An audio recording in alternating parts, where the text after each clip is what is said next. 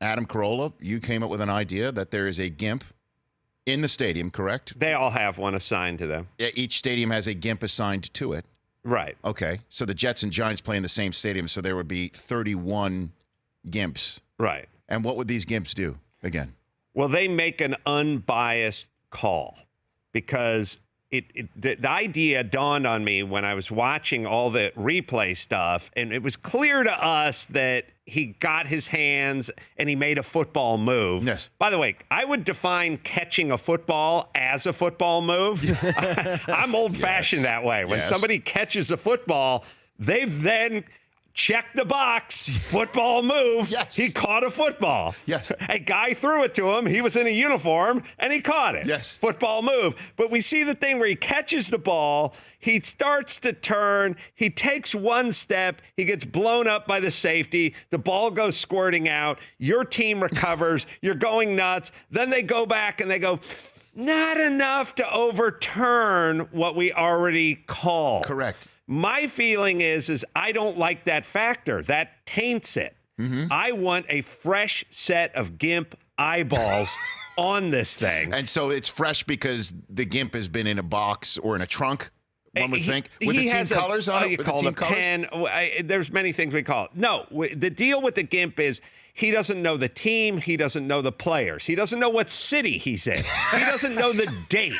He doesn't know who's president. He doesn't know anything. He's a Gimp.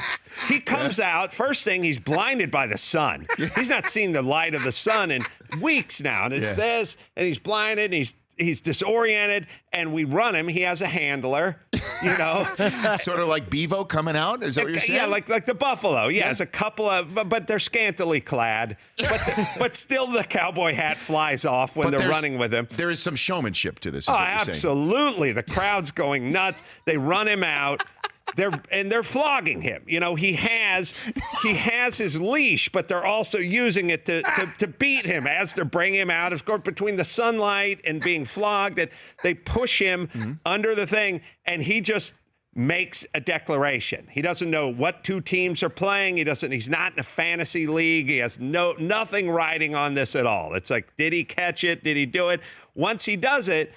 Now, obviously, if it goes against the home team, that's when they double down on the beatings of the guy, and they run him back into his pen. Now, the fact that there's no more hood, by the way, I don't know if you're aware of this, it's now just a tablet. They bring the tablet out because they don't want the refs running underneath the hood. Sometimes the apparatus is in the bowels of a stadium, probably closer to where the Gimp would emanate from. Right.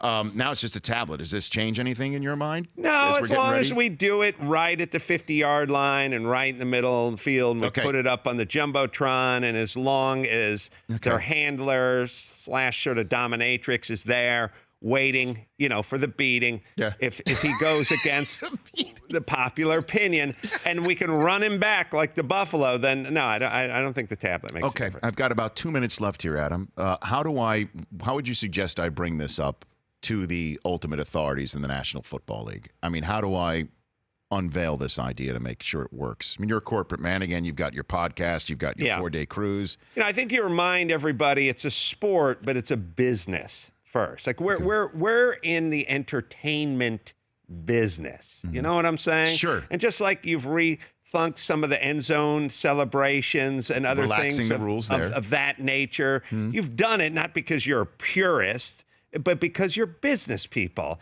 And you understand there's a lot of stuff going on with the MMA and pro wrestling and a lot. They get it. They get their entertainment. And we got to keep up with the Joneses. And if we're just going to have some middle-aged dude with salt and pepper in his hair, you know, dawdle over to that's the last time you saw your grandfather stare at a tablet. Exciting? Would you call that exciting? No, we're in the entertainment business. And in order to entertain, we need to innovate. We need to innovate to entertain. You understand? And this is innovation. And it's the kind of thing that, a couple of purists will frown on, a couple early, but soon, just like all the other innovations. And then you do this one, you do a moral equivalency thing. Remember a few years ago? No black quarterbacks in the league. Okay. Now we have black quarterbacks. Is this a good thing? And they go, well, of course it's a good. You go, well, there you go. You see what I mean? You take a false moral equivalent and you tie it to it, right? And then no one's going, are you against black quarterbacks? I'm certainly not. No. Well, then you're not against Gimp. Now you're in the Gimp. Now the Gimp. AdamCarolla.com for tickets. Thanks for coming on, Adam. You're a good man. Thanks, Rich. You got it. The Rich Eisen Show.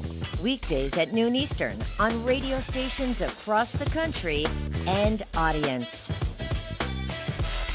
If you like that video, be sure to